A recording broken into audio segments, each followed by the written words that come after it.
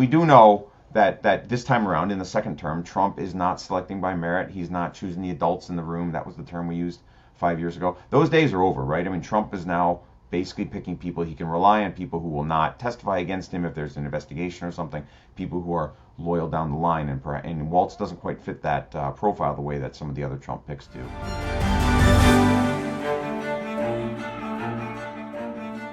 Hi, I'm Maddie, Hale, and welcome to the Trump Report. Today we've had Professor Robert Kelly on the show. He's reacted to this pretty bombshell announcement that Mike Waltz will no longer be the National Security Advisor under the Trump administration, and the fact that he's been nominated to be the UN ambassador. So we discussed that and whether Donald Trump made the right decision in getting rid of Mike Waltz, whether it was Pete Hegseth that should have been fired from his role when it comes to this Signal group chat leak, and the fact that this scandal is still going on and has been since late March. So all that today, plus a pretty damning New York Post report that talks about Steve Witkoff and the fact that perhaps he's too inexperienced to be in this role as the US envoy to Russia. So all that today on the Trump Report. You can watch us every day, Monday through Friday, on Times Radio's YouTube. Robert Kelly, Professor of Political Science at Pusan National University, thank you so much for joining the Trump Report today. Thanks again for having me. I'm happy to be here, Maddie. A big week for you and I when it comes to what's happening in the Trump administration. We saw Thursday's big news was, of course, National Security Advisor Mike Waltz is officially stepping down from his post. Not just him, but his deputy, Alex Wong, which was, I guess, long in the making for some people that thought that perhaps this would happen. Some or others thought that Trump wouldn't go ahead with any sort of, I guess, condemnation in his own party after the Signalgate drama that happened in late March. So when you're looking at this situation of Mike Waltz officially leaving the job, a prominent job, one of the top jobs in the cabinet, are you looking at this thinking that this was a punishment from Donald Trump? I think it probably was. I am surprised. I do think the last time we were on this show, you and I sort of discussed the idea that the culture war was very important for Donald Trump, and the perception that scalps not be given to the liberals, to the media, and so on is very important for the president, right? DEI, the liberal media, Hollywood academia, these are really deep opponents for Trump and the MAGA movement. So honestly, I'm rather surprised that Waltz was pushed out. I thought Trump was purposely going to ride right through it. On the other hand, the Signalgate thing hasn't really gone away, right? If you actually sort of saw in the news in the last day or two, Mike Waltz got caught using Signal once again during a Trump cabinet meeting. There was a Reuters story with a photograph of him sitting there. At some point, right? I mean, these things become sort of unavoidable, and Trump may be just thinking that it's time to sort of, cut his losses. But he will be rolled over to be UN ambassador, so it's not a complete firing. My guess is that's due to the sense that Trump doesn't want to give a victory, he doesn't want to give a scalp to his opponents or something like that. So it can be marketed as an internal reshuffling or something like that, or a promotion, even though it's not. But it is pretty remarkable that Mr. Waltz only lasted, 3 months now? 4, maybe he was NSA?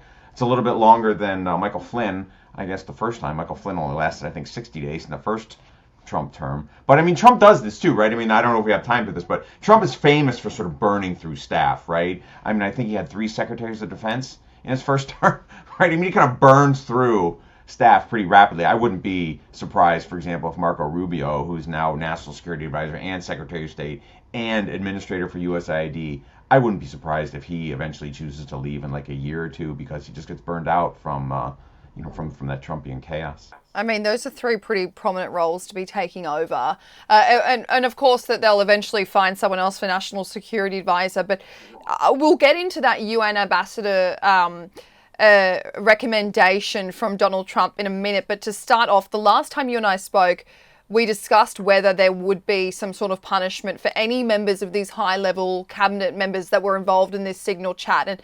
And the consensus that you and I kind of came to was that Donald Trump wouldn't punish anyone in his team unless it was starting to reflect badly on him. So this Signal chat stuff, it started in late March, and there was nothing came from it. There's been a bit of a delay, and we've obviously had that another kind of leak signal use from Mike Waltz. But I wonder, Bob, was this starting to look badly on Donald Trump that he now decided, it was time to officially basically say, Mike Waltz, you've got to step down?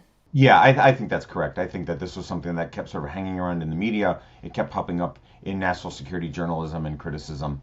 Um, it wasn't really going away. I think Trump's answer when these things began is to sort of hit the accelerator and try to sort of like force his way through. But it kept going and going, and not only that, not only did the original problem, the original chat gate, I guess, with Jeffrey Goldberg, not only did that persist, but also Pete Hegseth got caught doing it again. I'm actually rather surprised that Secretary of Defense Hegseth was not the one who was pushed out. I actually thought that he was more responsible, I guess, for than Waltz for these mess ups. But then, of course, Waltz got caught again too, right? And then it seems like there's been sort of leaking that there are others out there using Signal too, including Kristi Noem, for example, who's the DHS secretary. Her phone was stolen with her bag, and they're sort of concerned that she was in these Signal chats, and I believe Attorney General Bondi has talked about this as well. So I think there's this kind of growing perception out there that Signal is being used inside the Trump administration to get around archival laws, right? The fact that, public record laws, that's actually really problematic, I would add. By the way, it's a felony, but I mean, whatever.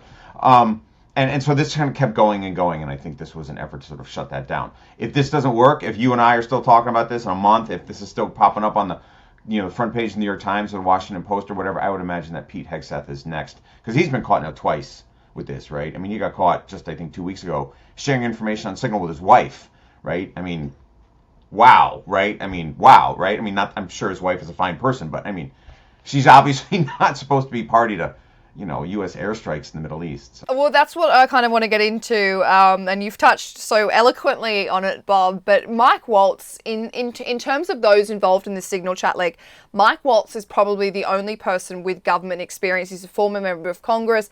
He's been in the military. He actually has the experience of government to back him up. But then you have people like Pete Hegseth and Steve Witkoff holding these very high up levels, jobs in government that do not have the experience to back them up. And they've obviously had a lot of controversy surrounding them. But Pete Hegseth is a perfect example. He's had the same amount of controversy as Mike Waltz.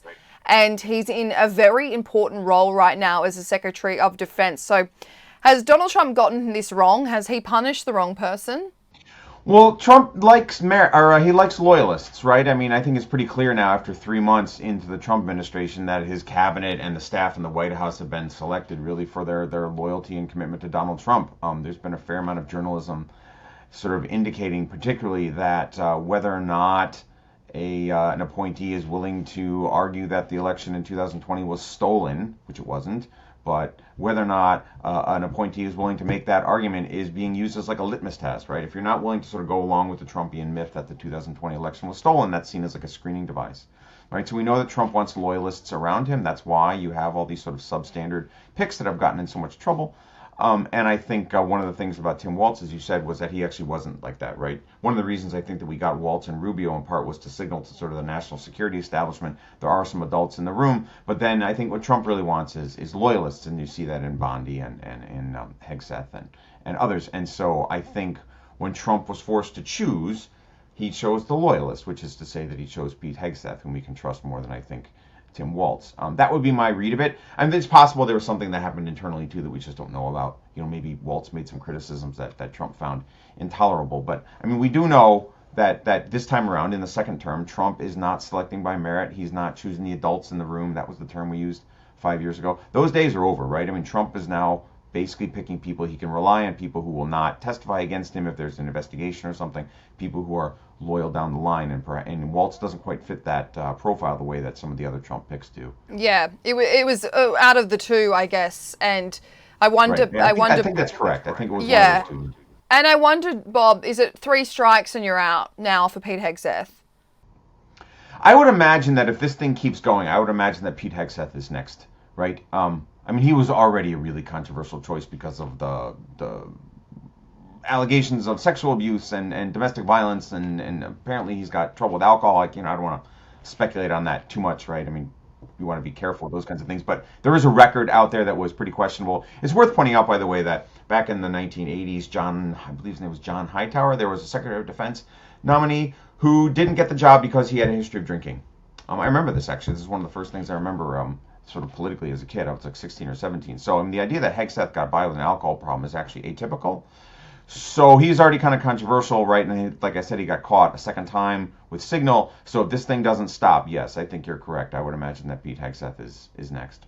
I wonder, Bob, do you think the American people are looking at the Trump administration thinking they're a bit of a joke right now? We've had so many scandals in this first 100 days, but not these scandals are related to just the ability to do the job, basically. There's nothing, no out of home scandal, no, nothing nefarious, just in the way that these top jobs in Trump's cabinet, we've had multiple people that seem to not be able to do the job at hand. So I wonder, you're an American, you're obviously a former member of the Republican Party, you're a member of the Republican Party, but you're looking at this situation thinking, wow, okay, the Trump administration is looking like a bit of a joke. Yeah, this is the critique that I've always made. I mean, I don't see myself as a progressive. I used to actually work for a Republican back in Congress before I became a college professor. I mean, to me, the big problem with the Republican Party today, with MAGA, with the Trump movement and so on, is competence, right? I mean, progressives are going to give more ideological critiques. They're going to argue that the president's a racist and this and that, and there's validity there as well. I mean, Trump says a lot of outrageous stuff, but I've always thought the most fundamental, most basic problem that Donald Trump has is competence, which is that Donald Trump doesn't really understand the role of the president very well. He has no experience in this whatsoever. He doesn't really understand the Constitution. If you look at the tariff war, it's very clear he doesn't understand how trade works. I mean, his perception of trade is like from like the 1890s or something like that. I mean, this is just, and I think this is what you're seeing, right? Is that Trump has brought in a lot of people who just don't have the relevant experience necessary to actually do the job. I mean, the Signal, the reason why Signal is so problematic, not only because it can be hacked, right, which we're learning, but also because it subverts public record laws. I mean, it is actually a felony. You're not actually allowed to go off and do this stuff privately. You may recall that Hillary Clinton got in trouble for this too, right? I mean, you have to use the government services for communication, not only because they're safe, but also because those are public records. And that's what historians are going to use later when we write the histories and we learn about what happened. I mean, you're not allowed to do this, right? And there's just like such this tidal wave of Trumpian scandal and incompetence, we kind of lose track of these things. But I mean, Trump, yeah, I mean, he said, I don't think that he or a lot of the people around him take the job all that seriously. Trump golfs a great deal, right? Trump doesn't have meetings in the morning, right? We know that he doesn't read his briefing books. I mean, I know a lot about North Korea. If you look at the way Trump dealt with North Korea back in the first term, I mean, you could just tell he didn't know what was going on. I mean, you could just tell from his press conferences that he didn't know very much about ballistic missiles, nuclear weapons, North Korea. I mean, he was just kind of winging it. And to my mind, that has been the problem throughout the Trump administration. Before ideology, I think competence is a basic issue. And you see that, I think, with Musk, too, right? The way Musk just went into these agencies with a chainsaw and just fired people. It was like, well, we're going to save money by wrecking administrative capacity. I mean, you can save a little bit of money doing that, but then later when the administration doesn't work, when some agency doesn't work, and you got to rehire all these people and then bring in new people to fix the mess, right? You don't actually save any money, right? And that's, again, I think that's a basic competence issue. So yes, I agree with you. You're kind of looking at the situation, Bob, and it's like Donald Trump, he came in without government experience into the role, and he's hired people in this second term without government experience besides Mike Waltz. We've seen Elon Musk, we've seen Steve Witkoff, we've seen Pete Hegseth, all very high up levels of government doing some of the biggest jobs right now, especially right now, with also no experience and very much learning on the job, which I think a lot of people would find quite terrifying. But I want to read out Trump's announcement on Truth Social. He said, "I am pleased to announce that I will be nominating Mike Waltz to be the next US ambassador to the UN from his time in uniform on the battlefield in Congress, and as my national security advisor, Mike Waltz has worked hard to put our nation's interests first, and I know that he'll do the same in this role." So it really does feel like a soft landing for Mike Waltz. It's definitely not a promotion, but he's still within the game. Do you think this is the way that Donald Trump should have handled the situation? Do you think that he should have said, look, you really effed up, and you're in too high of a level position to be doing this kind of stuff. I'd rather you just step down and kind of let me, I guess, keep my reputation. But instead, he's nominating him for this big position. And I do have to stress to our viewers that that this just does need Senate approval, and if 4 Republicans vote against Mike Waltz, then he won't get the role. So it's very much still up in the air. But I wonder, should he have been given this sidestepped position, or should he have actually been let go?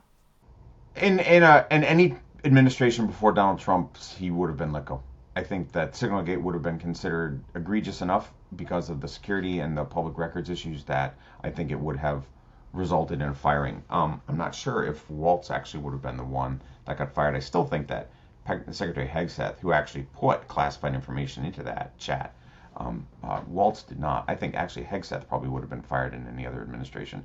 But yes, I think that Waltz probably should have been recycled later to sort of like impart a greater sense of punishment that this was a violation. But I mean, Trump kind of sees laws as flexible when they come to him, right? I mean, Trump has a long history of sort of bending norms and breaking through guidelines and breaking barriers around the presidency, and this sort of fits with his perception that that he doesn't need to carry these kinds of costs, right? I mean, for example, Trump very often doesn't submit his nominees. You mentioned he has to be confirmed, right? Trump often doesn't do confirmations, right? He just puts in an acting and just leaves him there indefinitely, right? I mean, that's a norm that was broken when he was first president, and everybody's like, wait, what are you doing? And Trump just kind of kept on doing it. And this is another example of that, right? Where a norm where a staffer, who committed a violation would be more seriously punished is being altered because Trump just doesn't follow those, right? And I think this is where people worried about Jerome Powell, right? You're not supposed to fire the Fed chair, and Trump might do it. I mean, it is within his power. It's never happened before,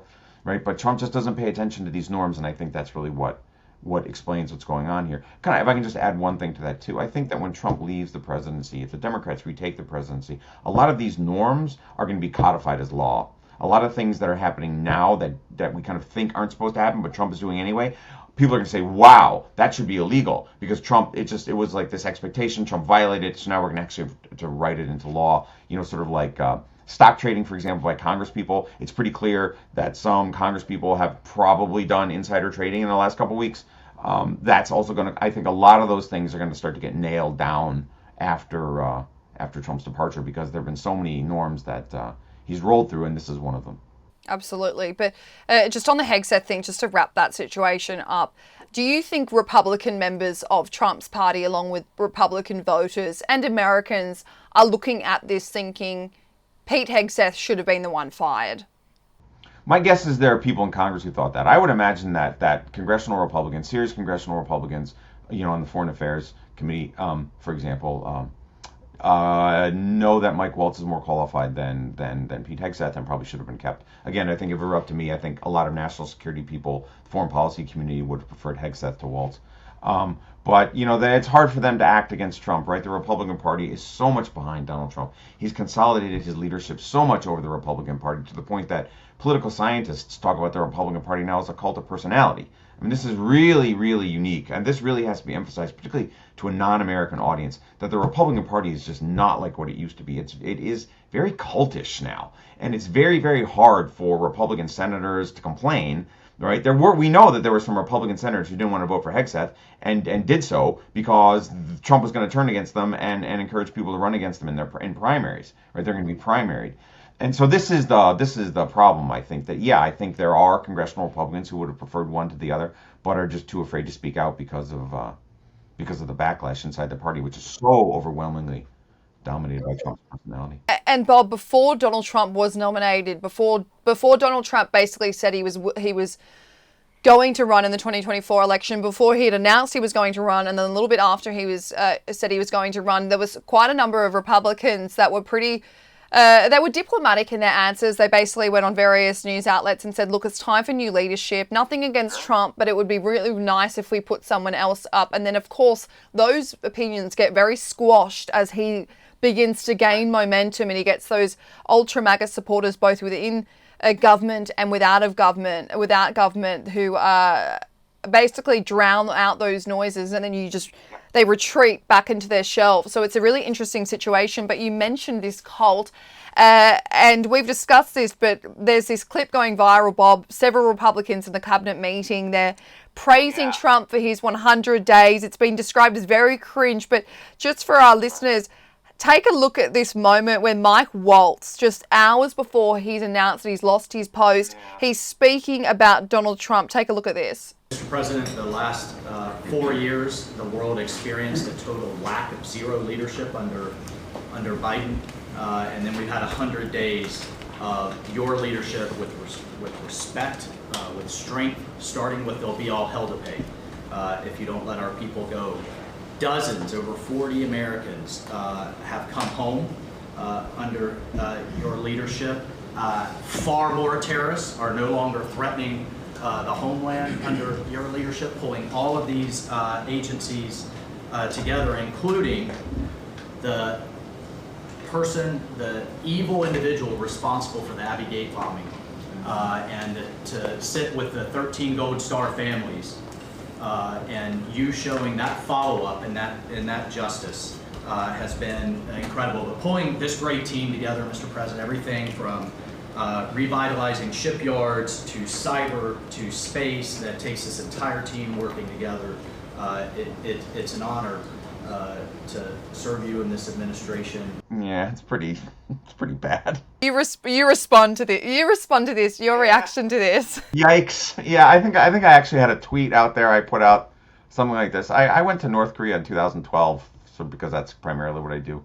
I work on Korean security issues, and the minders on our trip in North Korea, the guys on the bus who sort of showed us stuff, they talked about the Kim family in the same way that some of these guys in the cabinet meeting. Oh, thank you very much, and you're the greatest president in the history of the country. I mean, really, the kind of fawning, the servility, the obsequiousness. I mean, it really is disturbingly similar to what I heard in North Korea. I'm not lying when I say that. I mean, it wasn't as over the top, but it's in the ballpark, and it was pretty disturbing. I mean, the United States is a republic, not a monarchy.